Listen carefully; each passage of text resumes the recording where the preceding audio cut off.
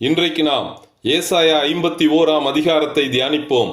ஆண்டவருக்கே மகிமையும் கனமும் ஸ்தோத்திரமும் உண்டாவதாக. பாபிலோன் சிறையில் இருக்கும் என் ஜனமே, நீங்கள் வெட்டி எடுக்கப்பட்ட கன்மலையையும் நீங்கள் தோண்டி எடுக்கப்பட்ட துறவின் குழியையும் நோக்கி பாருங்கள். ஆபிரகாமை கல்தேயர் தேசத்திலிருந்து அழைத்து வந்து பாலும் தேனும் ஓடுகிற கானான் தேசத்தை கையளித்தேன். இப்போதும் நீ என்னை விசுவாசித்து பாபிலோனிலிருந்து புறப்பட்டு வந்தால் இந்த தேசத்தை ஏதேனை போலவும் கர்த்தரின் தோட்டத்தைப் போலவும் மாற்றுவேன்.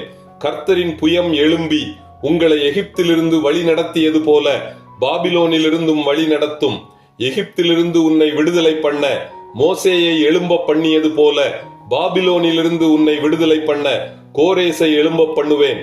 எழும்பு, எழும்பு சீயோனே, கர்த்தருடைய பாத்திரத்தின் உக்கிரத்தை நீ குடித்தாயிற்று.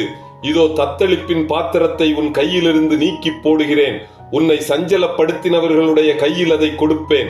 கர்த்தரால் மீட்கப்பட்டவர்கள் ஆனந்த களிப்புடன் துதித்து பாடி சீயோனுக்கு திரும்பி வருவார்கள். சந்தோஷமும் மகிழ்ச்சியும் கீத சத்தமும் உண்டாகும். சஞ்சலமும் தவிப்பும் ஓடிப்போகும். வேதம் என்னிலிருந்து வெளிப்படும். என் பிரமாணத்தை எல்லா ஜனங்களுக்கும் வெளிச்சமாக ஸ்தாபிப்பேன். என் நீதி சமீபமாய் இருக்கிறது. என் ரட்சிப்பு வெளிப்படும். என் புயம் ஜனங்களை நியாயம் தீர்க்கும். வானம் புகையைப் போல ஒளிந்து போகும்.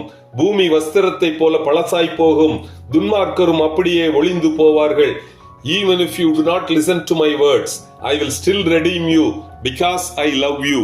இத்துடன் ஏசாயா 51 அதிகாரம் முடிவடைகிறது. கர்த்தர் தாமே நம் எல்லோரையும் ஆசீர்வதிப்பாராக. ஆமென்.